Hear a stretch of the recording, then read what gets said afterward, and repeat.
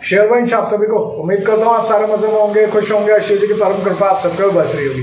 दोस्तों, एक बहन का कमेंट ये आया था कि भैया मैं दीक्षा के नियमों पर चल रही हूँ, तो क्या आप मुझे ये गाइड कर सकते हैं कि मुझे दीक्षा के बाद कौन कौन सी चीज़ों को कभी नहीं खाना है। मतलब मैं ये चाहती हूँ कि पहले से ही पहले इन चीज़ों के लिए प्रिपेयर हो जाऊँ और अभी से अपनी आदतों में इन चीज़ों को डालूँ कि अगर कोई खास चीज़ें, जैसे सबको पता है कि अभक्ष भोजन यानी नॉनवेज, अंडे और लहसुन प्याज ये हमें कभी भी नहीं खाने होते हैं जब हम साधन पथ पर चल पड़ते हैं। आप दीक्षा के नियमावली पर हैं, दीक्षा के निवेदन पर चल रहे हैं, तब भी, दीक्षा हो जाने के बाद भी। इसके अलावा हम बहन का एक क्वेश्चन था बेसिकली कि और कुछ भी ऐसा है क्या जिनको हमें दीक्षा के बाद कभी नहीं खाना होता। तो वैसे तो आश्रम में आपको बिल्कुल इस बारे में जानकारी दी जाएगी जब आप दीक्षा के लिए पहुंचेंगे, तो अलग से तो इसमें परेशान होने वाली बात भी नहीं है। लेकिन बहन थोड़ी सी इसलिए ज़्यादा उत्सुक थी कि भैया कहीं ऐसा तो नहीं कि डेली हम रोज़ाना घर में वो चीज़ खाते हो, हमें उसकी आदत हो और फिर उसके बाद एकदम दीक्षा के बाद उसको छोड़ना हमारे लिए मुश्किल हो जाए। तो क्या आप हमें पहले से कुछ जानकारी दे सकते हो कि हमें कौन कौन सी चीज़ें दीक्षा के बाद कभी भी नहीं खानी है। तो इस वीडियो में गुरु चरणों की कृपा से बस यही हम जानने की कोशिश कर रहे हैं कि साधन पथ पर हमें कौन कौन सी चीज़ों का त्याग करना चाहिए जिससे हमारा वजन बढ़े। और आज सुबह भी कृपा ऐसी हुई कि गुरुदेव भगवान का सत्संग आया और सत्संग के अंदर गुरुदेव भगवान ने इन्हीं चीज़ों के ऊपर डिस्कशन किया कि कौन कौन सी चीज़ों को हमें साधन पथ पर अपना वजन बढ़ाने के लिए बिल्कुल नहीं खानी चाहिए। अपने कृपा वचनों से, अपने सत्संग में उन्होंने जो कहा उसी से हम लोगों को पता चला। तो इस वीडियो में यही डिस्कस कर लेते हैं। अगर आप चैनल चाहते हैं कि सब्सक्राइब कर लें तो कर लीजिएगा ताकि ऐसी अपडेट वीडियोज़ आपके पास आ जाया करें। तो चलिए बढ़ते हैं वीडियो की तरफ।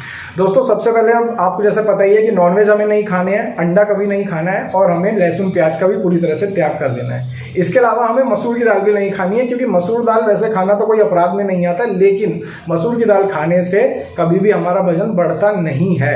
इसलिए, और मसूर को तो बहुत सी जगह लोगों ने मांस की दाल भी कहा है, तो इसलिए मसूर की दाल का भी हमें त्याग करना होता है। इसके अलावा गुरुदेव भगवान ने अपने सत्संग में ये कहा है कि शलगम और गाजर का भी हमें त्याग करना चाहिए। यद्यपि इन्हें खाने से कोई पाप नहीं लगता है, लेकिन इनके अंदर तमोगुण अधिक मात्रा में होता है, ये हमारा वजन बढ़ने नहीं देता।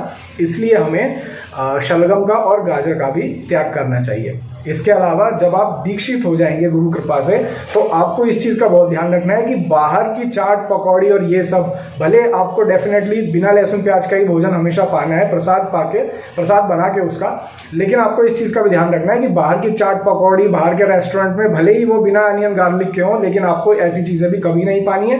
गुरुदेव भगवान की तरफ से तो यही आ गया है कि आप साधन पथ पर चले हैं, अब आप श्री जी को चाहना चाहते हैं, श्री जी को पाना चाहते हैं, तो अब आपको अपनी जीभ पर लगाम लगाना ही होगा, अपनी रसेंद्रियों को कंट्रोल करना ही होगा। तो देखिए, भक्त और जो है और साधक जो है और आश्रित जो होता है वो वही होता है जो अपनी जनेंद्रिय और अपनी रसेंद्रिय पर काबू कर सके। तो धीरे धीरे हमें इसी की कोशिश करनी है कि हम अपने गुरुदेव भगवान की कृपा वचनों पर चल सकें। और गुरुदेव भगवान ने यही कहा है कि अपने आप को इस चीज़ से बचाना है कि हम बाहर ये खा लें, बाहर वो खा लें। खाने का पेटू हमें बनने से कंट्रोल करना है अपने आप को, खुद को।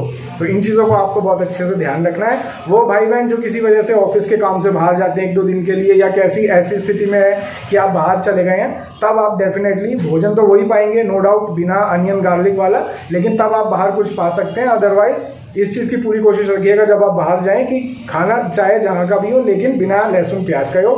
बस इतना जरूर ध्यान रखिएगा कि ऐसी रसोई का हो जहाँ कभी मांस ना बना हुआ हो। इसके अलावा अगर किसी भाई बहन का कोई कमेंट है तो आप करके पूछ सकते हैं, मैं गुरु चरणों की कृपा से ही उसका रिप्लाई करने की कोशिश करूंगा। जल्दी मिलूंगा आपसे एक नई वीडियो पर, नए कंटेंट पर। अपना ख्याल रखिए, मुस्कुराते रहिए, शेयर करें।